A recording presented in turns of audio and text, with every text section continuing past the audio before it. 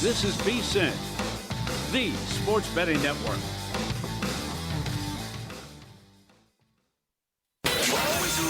Follow the money. That's what I always say. You always follow the money. Yeah. This is Follow the Money with Mitch Moss and Paulie Howard on VSiN.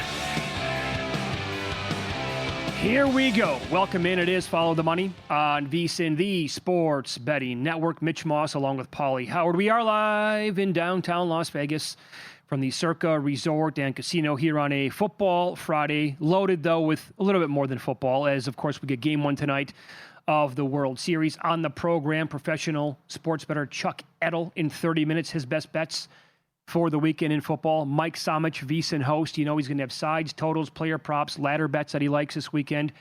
Super Dave Ross, morning show host here on VSiN, stands to win almost $70,000 on a team in the World Series. And Matt Vasgersian, he'll break down the World Series, Paulie, like only he can. How you doing today? Have you had fun processing exactly what took place yesterday in the NBA? I was excited to listen to other podcasts and also try to wait as more information came out as well. And I'm still stunned at what transpired. And also I agree with that the NBA dropped the ball as well, that they had Rozier's phone. Now, I remember interviewing Don King one time, and there were rumors about Don King and the Mafia and stuff. And to our face, he goes, they don't let the brothers in the Mafia. And then you have this Billups story where it's he was a Gambino associate. Yeah. So I'm like, wait a second. I'm like fairly convinced he's a member of the mob. Yeah, I know. At this point. I'm like, this gets, and then the thing I retweeted before the show about he's got the glasses on and he's playing with the dogs at the poker table. I mean, this is just this is a little bit, we'll pull back the curtain here. So the entire show here, Paulie, me, our producer Luke, we DM each other a lot of tweets that we might find interesting to talk about or show during when we're on the air, for 3 hours every single day. I think I have sent over 18 consecutive DMs without anybody else even matching me because I hate the For You feature on Twitter. I have been on the For You feature on Twitter since last night. I can't get enough of it. Of all the people are breaking down videos look at what's he doing? Look at this. Yeah. The internet's undefeated, and they have receipts, so they can go back to, how about this post-game press conference? How about this move to remove this guy? How about to play this starting lineup? And then how about Pablo Torre today? Yeah. Kevin Garnett, 2019. And here's what is going to become, the poker players in that community, because big enough players, there's no question, right? They have had a whiff of these poker games if they've not been involved. And the details that they know about it and some of the stuff that people were saying last night, and they weren't saying any names, but people, even poker players, are going to Twitter and saying, well, put it this way. If I know what I think I know about this, get ready for a big name boxer to be indicted and also other huge names in the NBA. Oh, no. I think that I saw NFL Hall of Famer. I saw boxer. Yeah. I saw another NBA Hall of Famer. That's what I saw, too. Well, then thanks to all the listeners, too. A ton of listeners sent in DMs about that Matt Berkey podcast years ago that he did, poker player. Yeah. And they sent that to me where he said this in 2019 that, hey, I've spoken to other poker players, and a couple of them are like, you know what, I think it's on the up and up. He goes, no. I'm 1,000% that this is fixed. No doubt about it. Because the only people that are losing are poker players over and over and over again. And the guys who are taking their money and winning have no idea, for the most part, how the game works and how to play. Sure. But they're winning every hand. So it's just we're going back and I'm watching this. And he's throwing out Paul Pierce and other names. And then you mentioned, great job. You mentioned Arenas yesterday. So it goes back about, Kylie Jenner. Who's rented out their mansions where the mafia is involved, and you got NBA players playing poker? Yeah, the New York newspapers have been dynamite on this, and they picked up that she was renting out her palatial estate in New York City, and then the mafia was using it to run these poker games. Just who else is connected over this, right? And then so Gilbert Arenas doing what he did yesterday, you don't even know what to say about that. But he's mocking the mob on Twitter and social media, saying, I just had my informant lunch today. It went really well.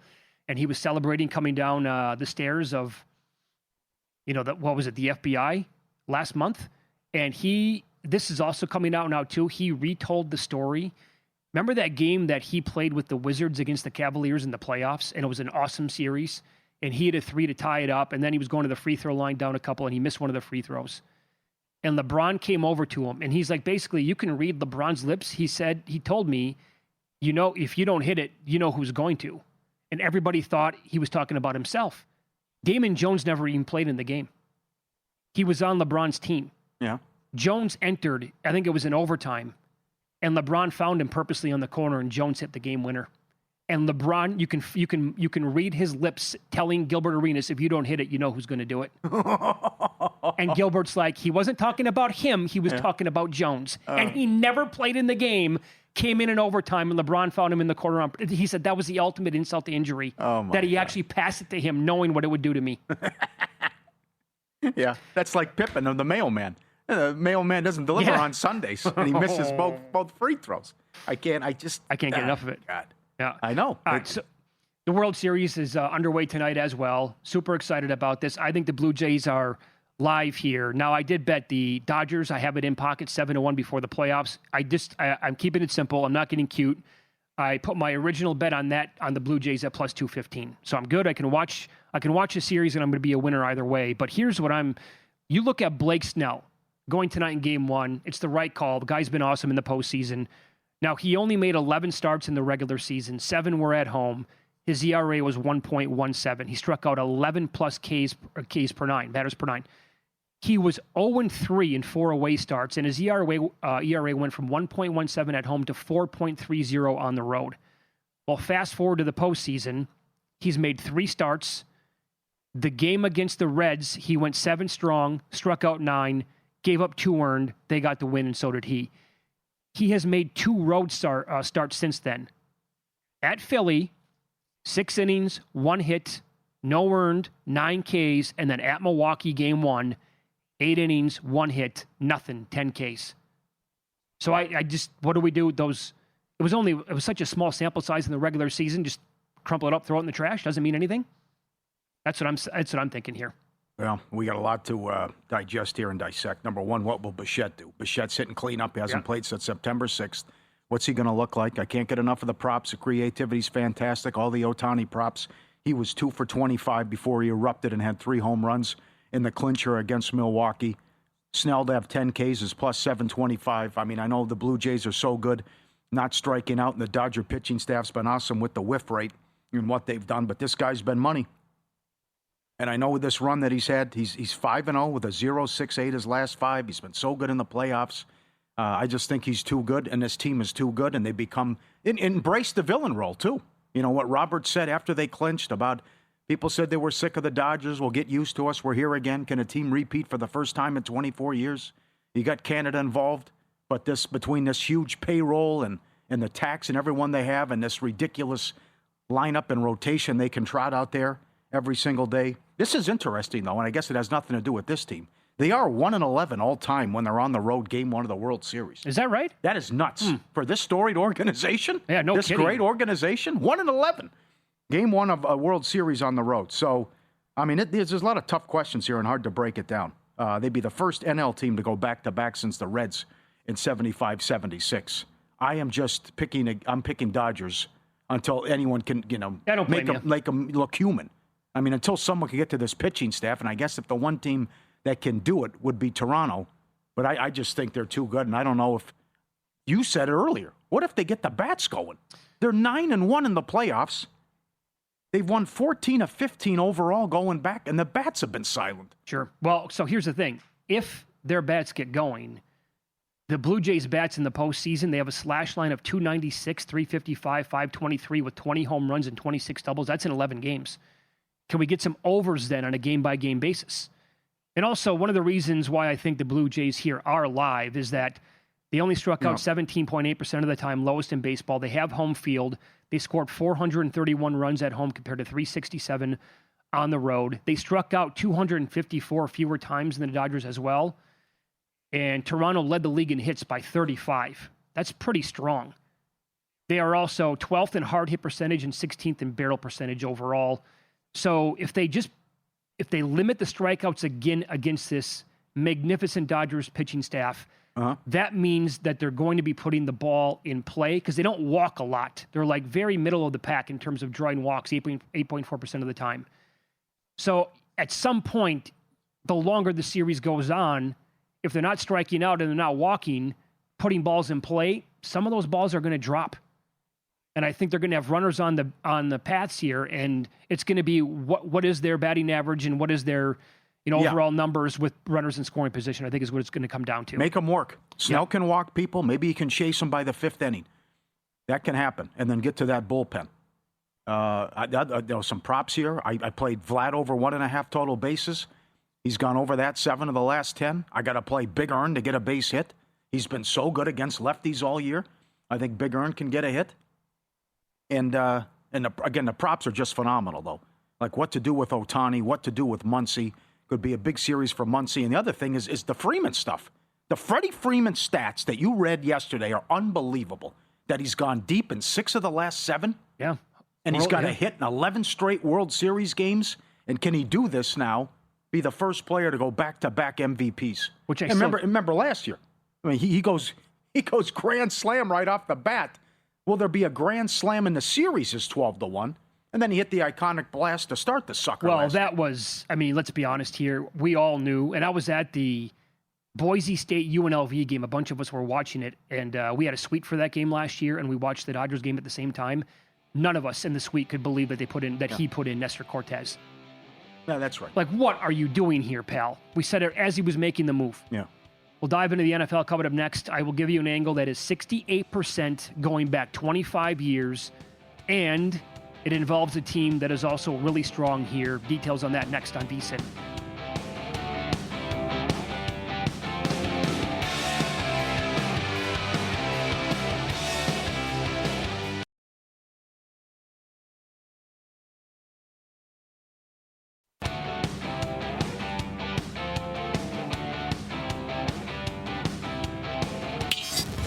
This is Follow the Money on VSiN.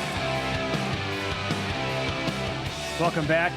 Thanks for watching today. YouTube TV, listening on SiriusXM channel 158, iHeartRadio, TuneIn Radio, or any of our great affiliates across the country. Right now, we head out to the Progressive Guest Line as professional sports bettor Chuck Edel joins the program.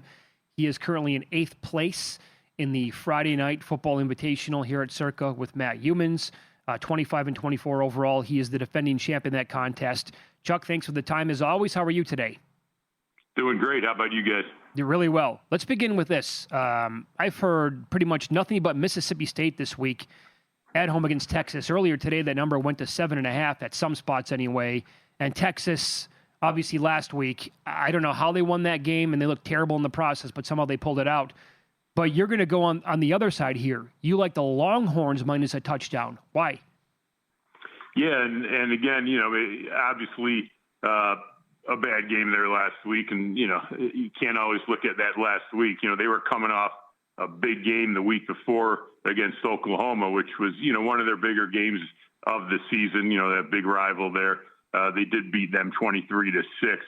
And so I'm not trying to make excuses for them because they looked awful last week, but I'm expecting them to get a little healthier versus Mississippi State. Mississippi State, they started off the season 4-0, and they were getting a lot of love. They did have a win against Arizona State. Now they're in the SEC play. They're 0-3, and this is going to be their best defense that they faced. Texas defense, you could say what you want about the offense. Texas defense has kept them in every game. They're giving up 11.3 points a game. Mississippi defense, on paper looks pretty good, but in the SEC, they're giving up 31.6 points a game. And if you remember last year, they were the worst defense in the SEC. Now, they probably have improved. I'll give them that, but still a defense giving up 31.5 points a game in the SEC play. Teams have been running on them. Teams have been throwing on them. I think Texas offense obviously has been their problem. They're coming off that bad game against Kentucky. They do get a running back here. I think they get a little healthier versus this Mississippi State team. Number one, Mississippi State has trouble putting pressure on the quarterback. They've had trouble all season putting pressure on the quarterback. I think that's going to make things a lot easier for Manning. I think they're going to be able to run the ball against them, which last week they didn't have too much success. So, but it is obvious that the Texas defense is going to have to win this game, and I think they could shut down this Mississippi State offense. They're only allowing 2.59 yards versus the rush. They held Ohio State to 14. They held Oklahoma to 6 points, and I think they could shut down this Mississippi State offense and cause that defense, which I believe is already pretty weak. I think it's going to cause them to be on the field a while, and I think Texas eventually wears them down and takes care of business in this game. I think the line's just a little cheap. Obviously all season long they've been having some problems, and the number to me came in a little short. And like you said, Mitch, it did go up today to 7.5. I think it might even go higher than that when it's all said and done. Okay, how about tonight? Boise State in Reno to take on Nevada. The total's 51. Little Friday night action, yeah. Paulie.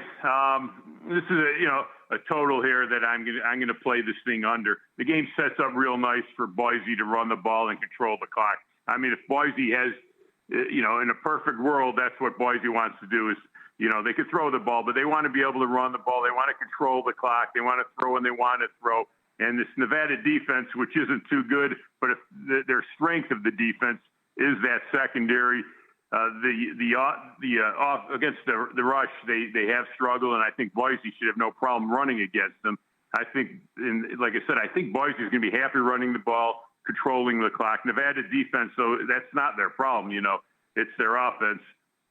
Nevada's averaging 15.6 points a game, and if you look at their schedule, besides Penn State, which they only had 11 points against, this will be by far their best defense they've played, and Nevada's gone up against some bad defense and have struggled to score. They played Middle Tennessee State.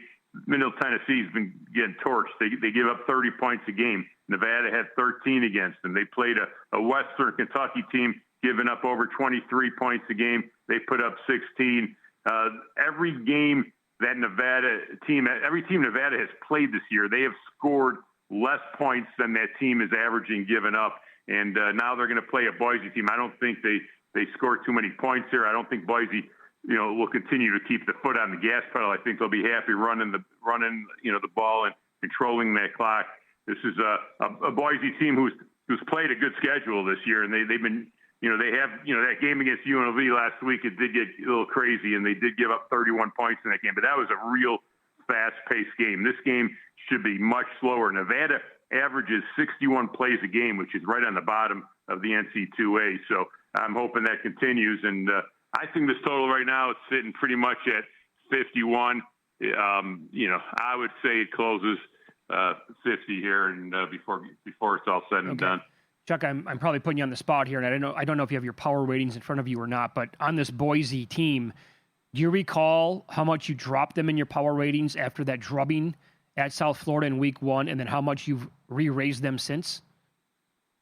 So I know, obviously, nobody wants to change your power ratings dramatically after one game, but the first game does carry a little more weight because you're basically speculating on the power ratings. So that first game normally carries maybe a little more weight than it would if it happens in week 6 because you already got the stats built up and stuff. But it was changed, and now they've kind of creeped back up. They played that Notre Dame game. I thought they played them tough. They're not the old Boise team that would be able to compete with the Notre Dame. I don't think any of these mid-range schools with the NIL program and how that works out now are going to be able to compete against the big boys. But they held their own, and they've been creeping up they've been creeping up every week, I think, on the power ratings. Okay, let's get one more best bet for this week. It's Follow the Money here on VSiN, the Sports Betting Network. Professional bettor Chuck Edel is with us on the Progressive Guest Line. This Dallas-Denver game is fascinating, but you want to attack the total again. You want to go over-under on this one. Yeah, we're going to come back. Obviously, last week we did play the over in Dallas, and it worked out well. And I'm going to try to ride it one more time on this total. Again, Dallas offensively playing extremely well. They have the best offense yardage gained in the NFL, and they also have the worst defense in the NFL. So the offense is definitely better now. CeeDee Lamb is back, and he had last week. He had the big run. He had five receptions, 110 yards, 1 touchdown in the game. Dallas scored 44 points in that game against Washington, but they took their foot off the gas pedal in that fourth quarter. I think they put up 3 in that fourth quarter. They could have continued to go if they wanted to. Dallas defense, like we said, they've given up more yards than any team this year in the NFL. And don't let the game maybe last week fool you like, oh, Dallas defense played good. Washington they were banged up. They were missing a bunch of guys on offense. They were missing receivers. Eventually, they lost their quarterback in the game. And so now the Denver, obviously Denver's offense has been up and down as well, but I think they get healthy in this game against a bad defense. They're still 11th in the NFL on yardage a game. In their home games, they've done well offensively. They're averaging 27 points a game. I'm not going to talk about the 33 they scored last week in the fourth quarter. What a crazy game that was. But this, Denver has a solid defense, but they do come into this game a little bit banged up, and they're also going to be missing their linebacker, Dre Greenlaw. I don't know if you saw that. He ran after the ref after the end of the game. Yeah. He is, they suspended him for this game for that. He was going nuts after one of the refs, and so they're banged up, and he's out for the game. And Dallas's offense has had good success versus some really good defenses this year. Green Bay was playing. They shut down Detroit. They were playing well. Dallas came in and put up 40 on them. They put up 40 on the Giants. Even Carolina, who's quietly a good defense, 7th in the NFL in yards allowed, they put up 27 points on them. They did give up 30 to a weak Carolina offense. So I'm hoping it's something like that, a similar type of game, and I am going to play it over the total. Very good. So there you go. Over that game, you're going to go under in the Boise, Nevada game in Texas, the Longhorns -7, and you can get Chuck's best bets, 7 in total tonight. Friday Football Invitational. Matt Youmans will run them all down at 7 o'clock Eastern. It's a 3-hour show, and he is the defending champ. Chuck, love talking to you every single week. Best of luck this weekend. Appreciate it, guys. Have a great weekend. Back at you. There you go. Professional bettor Chuck Edel with us there. Okay. I think these teams come in. I think that 6-team teaser is going to hit. I really do. And it's so damn chalky. Yeah. Who's going to get you? Patriots are winning. Bills scare me a little bit. Really? Okay. Bills scare me a little bit. I think the Ravens salvage their season, turn it at least for the week, turn it around. I'll buy into that. Beat the Bears, right? Atlanta wins. Is Atlanta just going to be too popular across the board? Miami's a joke, especially on the road. The issues in the locker room, too, has been awful. They're going to get gashed on the ground. It's going to be so ugly. Will. I will point this out. If you go back and look at the schedule and the games so far that Miami has played, last week was the only woodshed beating. They were competitive in like every other game.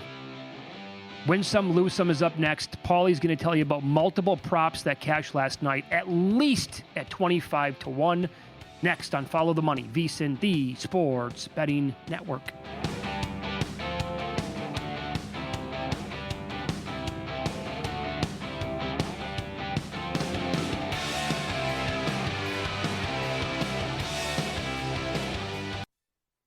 This is VSiN, the Sports Betting Network.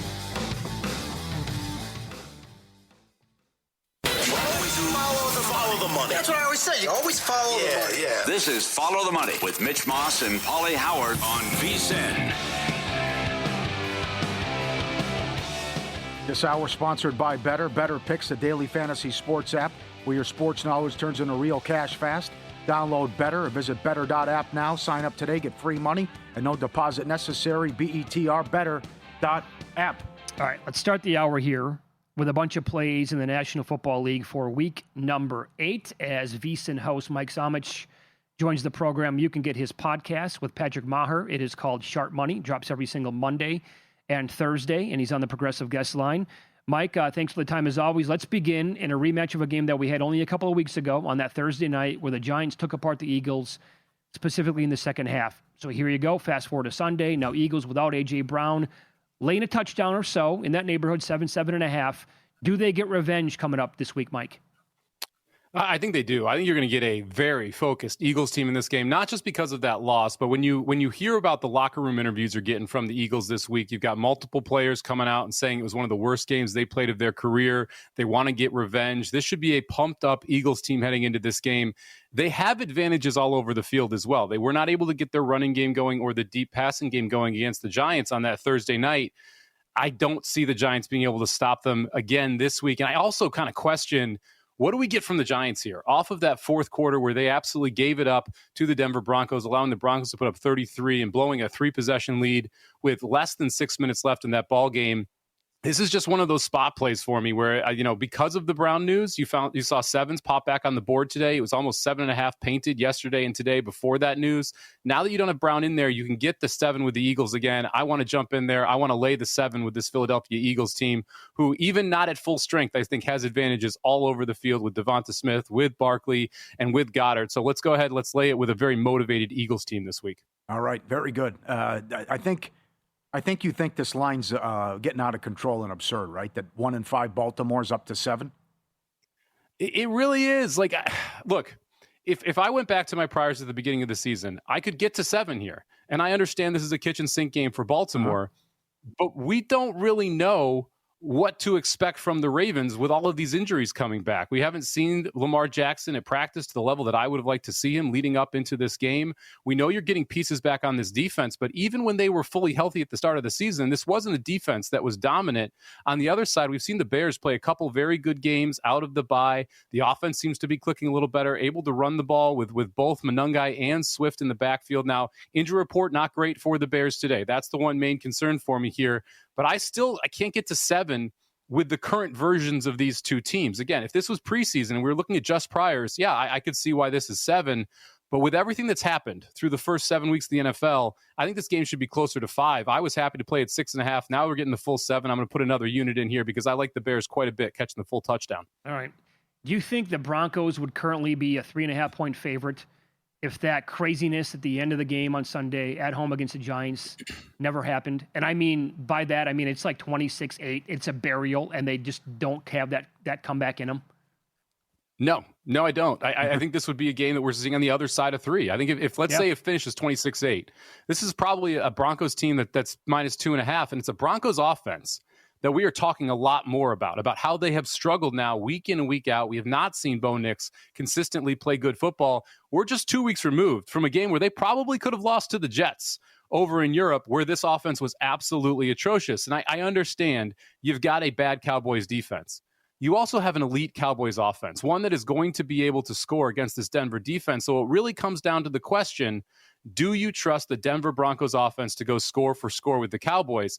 If you do, 3 is fine, but you can still get 3.5s with this Cowboys team. Anything on the other side of 3, I think, is an incorrect number here. I like Dallas quite a bit, plus 3.5. If you can't get the 3.5, I still don't mind getting the 3. And I know this is one of your favorites over there. Longest field goal in this game, you can get Dallas plus 100. They might try a 70-yarder at some point with Aubrey in Denver. I love the longest field goal Cowboys plus 100 as well as the Cowboys plus 3.5. Great catch out of you. Clarence Hill, who covers the team, was on Dallas radio today and said the coaching staff is like, doesn't matter. It could be 4th and 7 in the second quarter.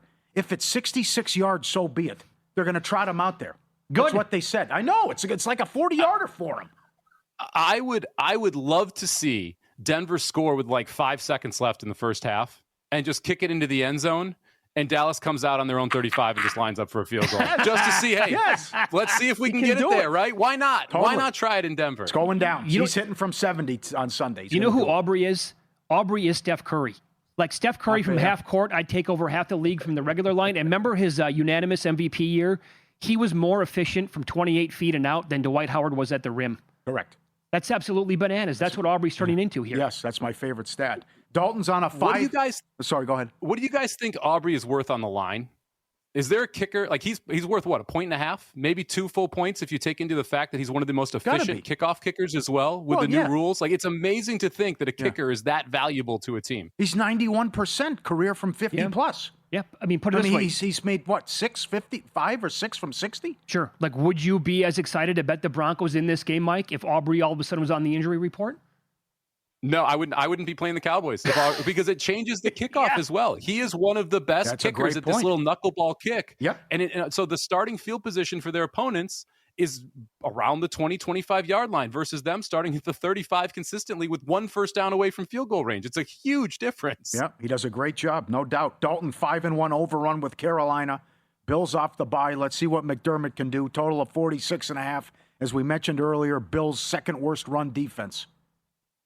Yeah, give me the over here. Like, I think the Bills are going to be better off the bye, but I'm not sure that the magic elixir was drank over the bye to be able to stop the run now. You're still missing Milano. Yes, you get your defensive line back, but this is a Panthers team that should be able to consistently move the football on the Bills. I think the Bills win the game. I think they get theirs. If I think Carolina can keep it close in any way, shape, or form, I think this game has to go over that 46 and a half that's out there. This is another situation, too, where Bryce Young is probably a better quarterback over the course of a season. Andy Dalton might be a better quarterback this week for this Carolina team because I do think you're going to see him utilize more pieces of this offense.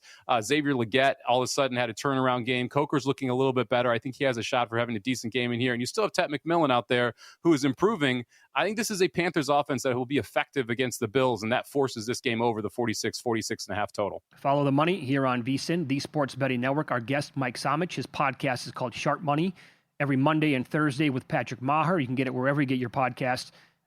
So you like a derivative here in the Saints-Buccaneers game, yeah? I do. I think this is a game where you're going to see this Buccaneers defense really be able to bottle up this Saints team. First off, you've got a top 2 run defense in the NFL. That's going to make it much more difficult for Spencer Rattler to be able to really attack outside. You've got Olave who's banged up heading into this game. That takes away one of their better weapons. And this is a blitz-happy Bulls defense that I think is going to be able to pick apart an offensive line for the Saints. This is one of those spots where the defense it's an important game for them. They need to be able to shut down this Saints offense so that their offense does not need to be as explosive as it has been over the past few weeks. I think it's a phenomenal matchup here for the Bucs defense. Because we've seen this line get smaller and smaller, we've also seen the team totals adjust. And I'm not running to the window to back the Bucs here, but I will run to the window to play a team total under. You can get 21 and a half with some juice out there on the New Orleans Saints team total under. Let's go under that 21. If you find a 21 and a half that's minus 120, I like that even better. Is 21 obviously a key number? Sure. But I'm happy taking even under 21 here with a Saints team that I think is really going to struggle running the football and keeping Rattler on his feet. How aggressive do you want to be with Robinson props? Miami allowed 80 yards and 3 touchdowns to Judkins, $124 to Vidal, 200 to Dowdle. Jets ran for 100. Cook had 100 against them. I think you want to be aggressive here, but I don't think you can go crazy because there's a game state where Algier gets too many carries for Bijan. We've seen them split these running backs. I think Bijan gets his. I think he flies over his 90 and a half rushing yard total. So I'll go ahead and play Bijan Robinson over that total. I think if you want to look at ways to get aggressive with Bijan, I think you actually look at longest rush as well, and you just play 1 unit on the longest rush over, 1 unit on the rush yards over at 90 and a half. This is a Dolphins team that gives up big plays, and it's a Bijan Robinson style running back that feasts on those big plays. I think he pops off for 1 or 2 big runs in this game, pushing him over that total.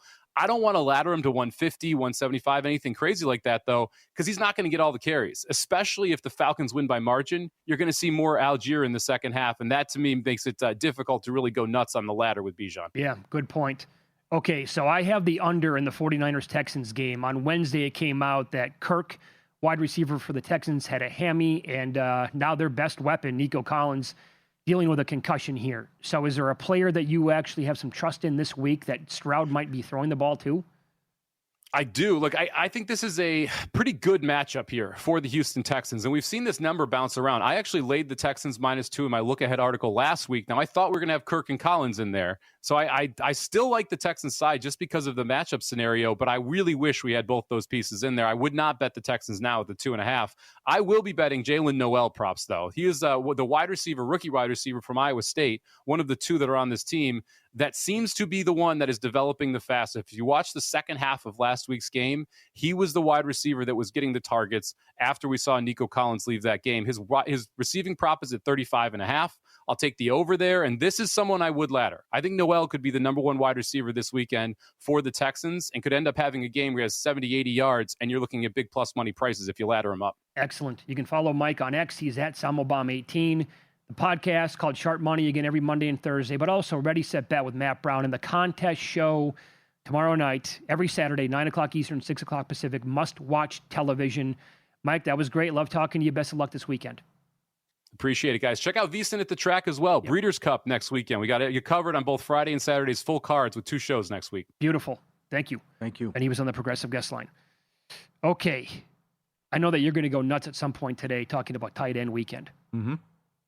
Love it. Gadsden got there last night. Oh, I know, but he had 77 yards in the second quarter. He was 6-1 to have 90. Yeah. I mean, it was just he no catch the rest of the game because the Vikings were so bad and it was a blowout. Yep. How about this? A team has lost 21 straight games in this spot as a 6-point dog or more. 21! We'll tell you the team next.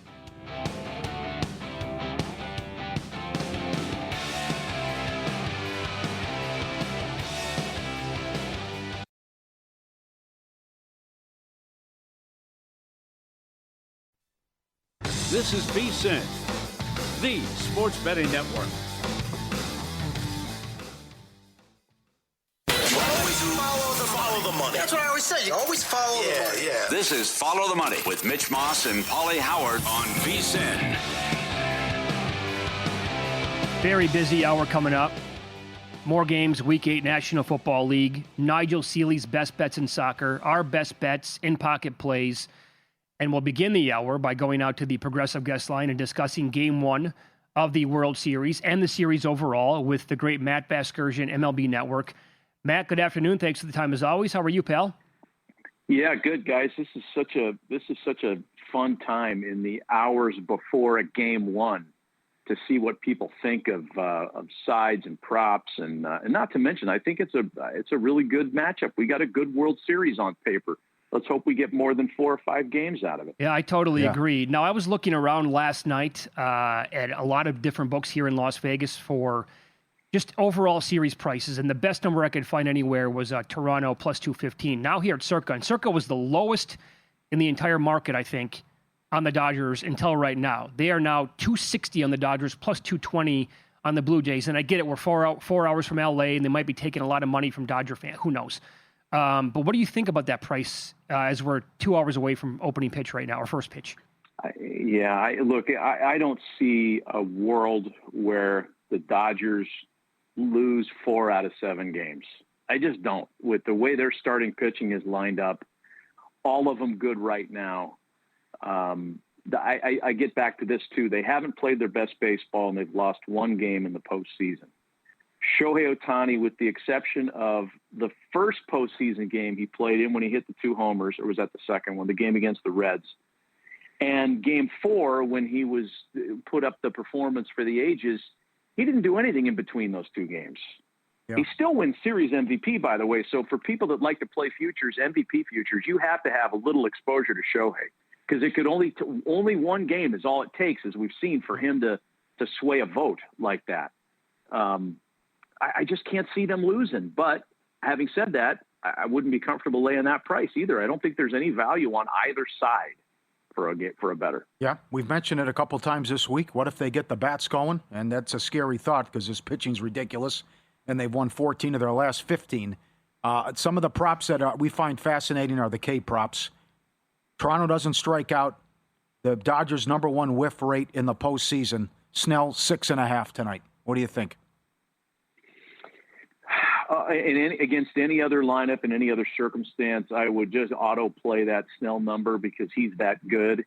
And I had a discussion yesterday with a former major league player about Snell and that number.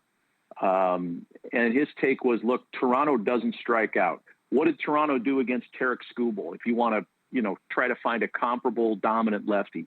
First of all, Skubal and Snell are completely different types of lefties. They struck out 7 times against Skubal. That was back in April. Sample size doesn't matter anymore. I think that Snell is capable of a big strikeout number because look at what he does after about mid-July each of the last 3 years. He's unhittable. I'd say the same thing. I think there's a world where both of the strikeout numbers get home. You Savage at 5.5. There's more swing and miss in that Dodger lineup. They haven't seen this guy before. Virtually nobody's seen this guy before. 3 regular season starts, 3 postseason starts. He comes at you from the highest release point in the sport. We've talked about this before. And the Dodgers can do everything that they want to try to replicate a splitter coming from a 15.5-foot release point. They set all their BP machines up for that. I'm sure they've been working on it. I'm sure they've been looking at video on this guy.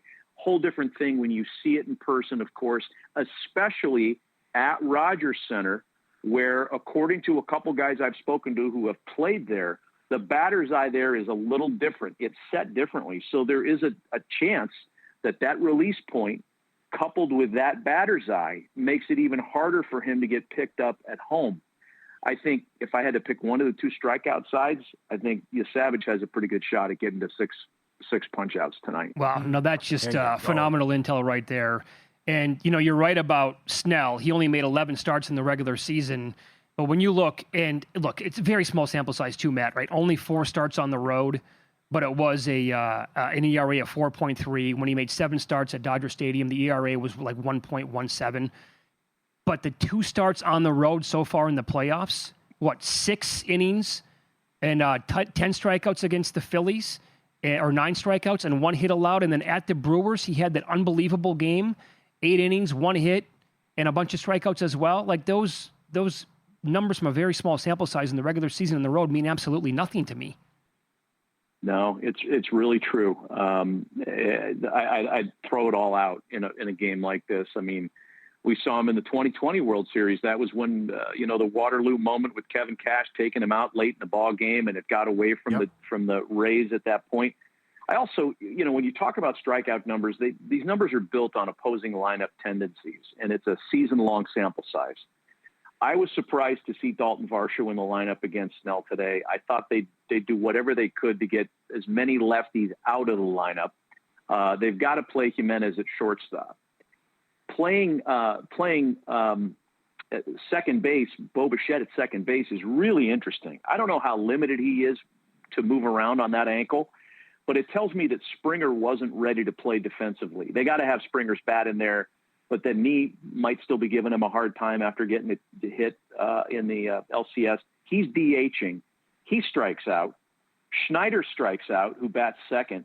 Varsho strikes out. Other than that, nobody has a K rate of more than 19% in that lineup.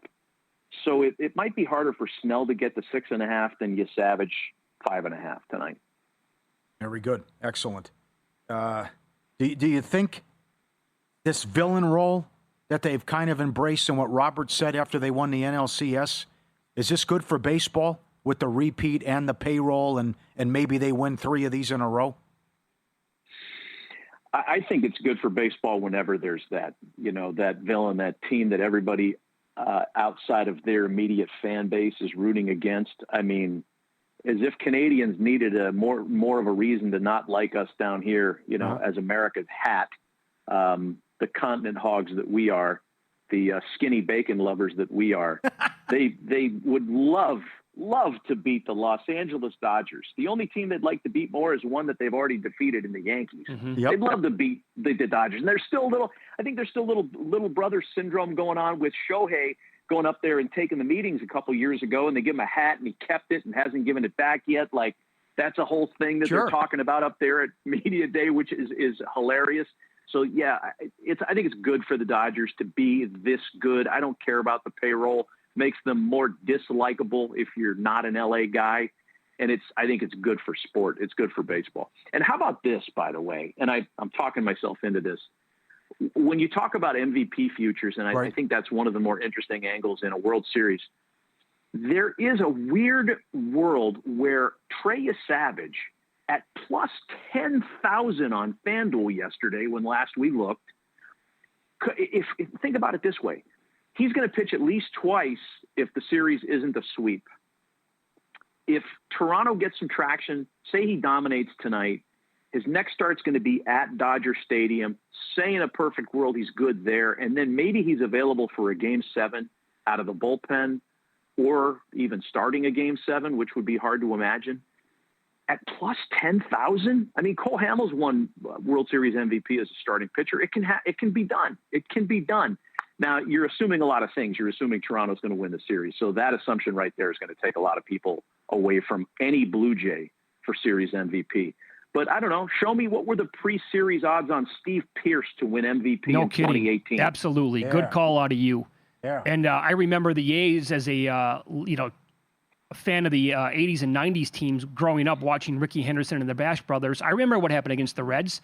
Everybody thought it was a foregone conclusion. They got absolutely blasted by Cincinnati. That's right. Jose Rijo won Series MVP as a starting pitcher. Yep. Billy Hatcher went 12 for 22 3 or something ridiculous like that. They got swept right out of the building. Mm-hmm. Yeah. You think Vlad's hot streak continues? The only thing that's going to cool off Vlad is great elite starting pitching, and the Dodgers have that. And I have such mad respect for Blake Snell and what he does this time of year. I think the Jays are going to have a hard time putting anything together tonight, whether Vlad's hot or not. You can keep Vlad out of the ballpark or keep him in the ballpark, and he goes 3 for 4, and nobody else hits. You're going to win. Yeah. And I think they're not going to let Vlad beat him, first of all. Bo Bichette hasn't played in a month. He's batting cleanup behind Vlad tonight. Yeah, good point. Anytime walk, I think, for Vlad might be worth a bet then. Yeah. Anytime walk is a great prop. Also, as much as I just got through extolling the virtues of Trey Savage, Ohtani can jump you anytime. And I know that, Mitch, you've talked about some of those weird, like, first A-B homer props on Ohtani. Playing Ohtani to homer at plus 200 is dumb. But if you really want to throw your pizza money around in something fun, maybe just think he jumps him in the top of the first. Okay. I don't hate that. You might be able to find a decent number on that. Maybe 10 to 1 in that range. I'm not so sure. By the way, I liked what you said. If you're going to bet the MVP market at all and you like the Dodgers, you probably want to have, this is like the quarterback of the winning team in the Super Bowl, because he won the MVP against the Brewers in one game, like you said, Matt. Yeah. Yeah, I think you just have to have some exposure there. A lot of people are trying to make cases for Mookie. Will Smith's a great place to look for that. And sure, go down the board for the better odds, but you have to have a little bit of exposure to Ohtani. Yeah. He can do it in one game again. You're the best, buddy. As always, thanks for the time. Enjoy the series. Good talking to you guys. Can't wait. Yeah, talk to you soon. There you go. Matt Vasgersian, MLB Network. We get game 1 tonight, World Series, Dodgers and the Blue Jays. Well, I mean, he's, imagine if Savage goes tonight, 6 strong, strikes out 9, they get a 2-1 win. Uh-huh. He gets the win overall, and they somehow beat the Dodgers in 5 games. The Rio thing happened. That's right. Jose Rio. He's 4-1 to have the first home run tonight. He's 2-1 to hit the first home run of any game in the series. Okay. Caesars. More NFL next. I will give you a quarterback who is 17-35 ATS versus teams with a winning record.